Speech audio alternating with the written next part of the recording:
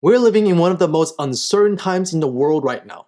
With the record high inflation, central banks raising rates all around the world, heightened worldwide tension with the war going on, a lot of people are scared. A lot of people don't know what to do. This also represents an opportunity of a lifetime to set yourself up financially for the rest of your life. In this video, I'm going to break down the playbook for this recession. First, presenting you with how previous recessions played out. And I'll present you with the opportunities on what to invest in this recession, depending on your risk appetite. Now first, are we even in a recession? So we met the technical definition of a recession, which is 2 quarters of negative GDP growth. But does it pass the smell test? Does it feel like a recession? Here's what I look for in a recession: increasing unemployment rates across all industry. I work in the technology startup environment. What I see in my ecosystem is that a lot of startups and technology companies are laying off people. That's all I hear on LinkedIn, on the news. It's a scary time. However, that does not represent the whole economy. In fact, we're at record high employment rate, which is very, very low unemployment rate at 3.6%. Job openings are still at record high at 10.1 million at the end of August. So even though we're in a technical recession, it is not truly a recession as we experienced before. However, all of this can change really, really fast. Due to record high inflations, the Federal Reserve had to raise rates in order to combat inflation. They've done it at record pace, never seen before. But with every rate hike, the economy doesn't see its impact until about 6 to 18 months later. And the Federal Reserve raised the rates for the first time since 2018 in March of this year. So now we're seeing that impact in our economy. However, since that first rate hike, the Federal Reserve raised rates 4 more times already. We're now gonna gradually see the impact of those rate hikes. Now, the Federal Reserve still has planned to raise rate for the foreseeable future. Many people fear that the Federal Reserve has overcorrected and now will cause up into a deeper recession than necessary. Now that we know we're in a technical recession, but not yet in a deep recession, with possibility of going into an overcorrected deep recession, let's talk about how previous recessions played out. Every recession brings a very unique opportunity. In our most recent recession, the COVID 2020 crash, it was one of the fastest recovery ever. The price of SP 500 dropped over 33% in 1 month, and the price of Bitcoin dropped over 60% in that same time period.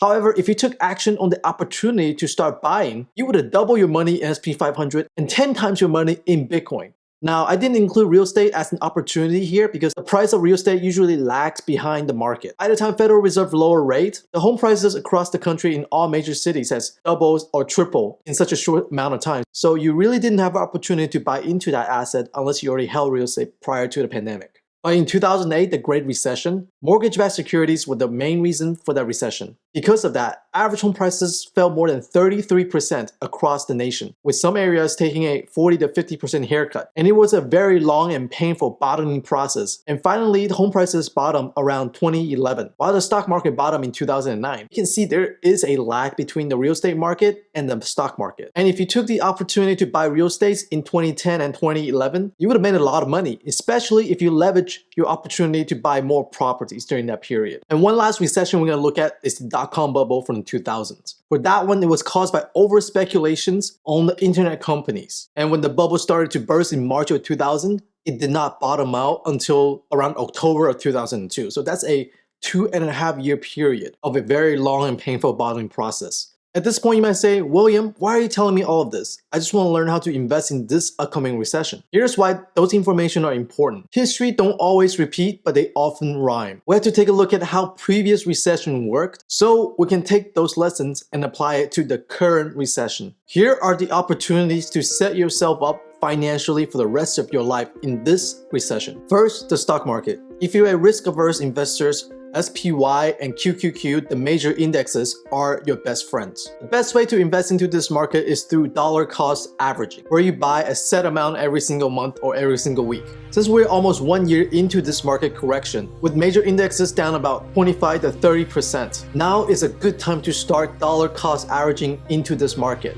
Now right here you might ask, William, didn't you just say average market correction takes about 2 years to bottom up? Why am I buying into the market now if we're only 1 year into the correction? Here is the fact. Nobody knows when the bottom is in perfectly. and no one can time the market every single time perfectly. And I don't think waiting to start deploying your capital is the best idea because we never know when the Federal Reserve is going to start pivoting. And we have a lot of money sitting on the sideline since US is in a very strong economy, relatively speaking. And we have institutional investors sitting on the sideline with a ton of money to deploy. The Federal Reserve come out and say, yes, that's it, we're not raising rates anymore, and the market start rebounding. You would have missed out into buying the market and missed the potential upside. Now there is a likelihood the market will keep on declining, but since SP 500 already retraced from its peak around 25%, we're looking at some pretty attractive entry points already. Now, if you're a more advanced investor or you have more conviction into a particular stock, now might be a good time to get into them. With stock, you have more risk involved, but you have more potential upside. So if you have a high conviction on a particular stock, now is a good time to start looking into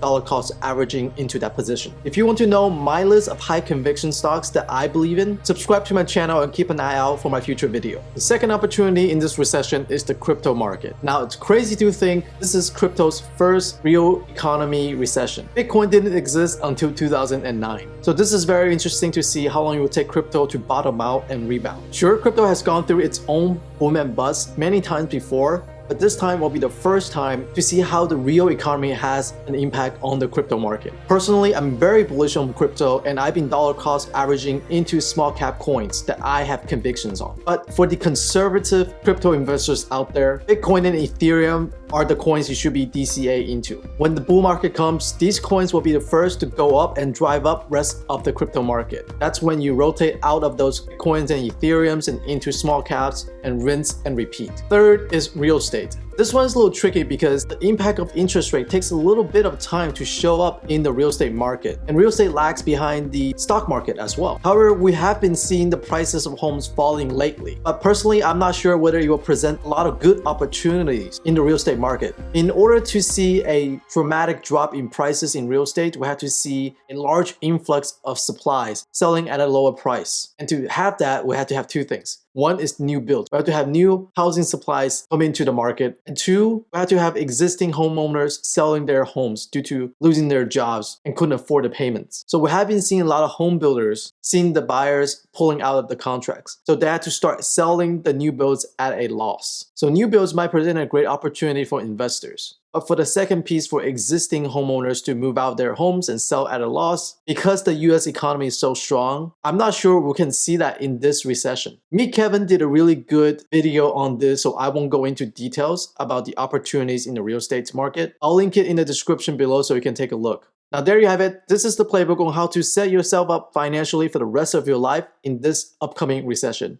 Bye!